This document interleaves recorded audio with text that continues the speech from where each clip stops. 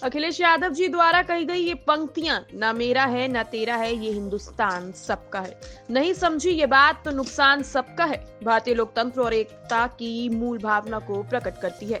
ये संदेश हर नागरिक को ये याद दिलाता है कि भारत किसी एक व्यक्ति, जाति, धर्म या वर्ग का नहीं बल्कि 140 करोड़ भारतीयों का साझा देश है। देश की असली ताकत उसकी विविधता और समावेशिता में है। जब हम ये समझते हैं कि हिंदुस्तान हम सबका है, तभी हम देश की प्रगति और समृद्धि में योगदान दे सकते हैं। लेकिन जब लोग इसे मेरा या तेरा कहकर बांटने लगते हैं, तो इसका नुकसान पूरे समाज को उठाना पड़ता है।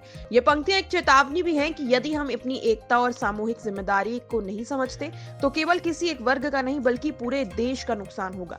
यह संदेश न केवल राजनीतिक नेतृत्व बल्कि हर आम नागरिक के लिए है कि वे धर्म, जाति और अन्य भेदभावों से ऊपर उठकर देश की अखंडता और एकता को बनाए रखें। हम सबका हिंदुस्तान, इस विचार को न केवल शब्दों में बल्कि अपने कर्मों में भी अपनाना होगा। यही असली राष्ट्रभक्ति है। न मेरा है न तेरा है, ये हिंदुस्तान सबका है। नहीं समझी गई ये बात तो नुकसान सबका है। हजारों रास्ते खोजे गए उस तक पहुंचने के, मगर पहुंचे हुए ये कह गए भगवान सबका है। जो इसमें मिल गई नदियां वो दिखाई नहीं देती महासागर बनाने में, मगर एहसान सबका है। अनेकों रंग, खुशबू, नस्ल के फल फूल पौधे हैं, मगर उपवन की इज्जत, आबरू, ईमान सबका है।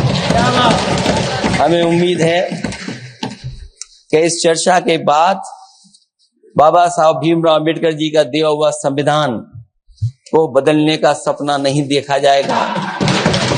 साथ ही साथ डॉक्टर राममनोहर लोहिया, जिन्होंने समाजवादी आंदोलन का रास्ता दिखाया, नेताजी ने जो संघर्ष कर करके हम लोगों को उस जगह पहुंचाया, वहीं लोकनायक जयप्रकाश जी ने इस देश को आगे बढ़ाने के लिए समय समय पर संपूर्ण क्रांति का आह्वान देकर के जागरूक किया।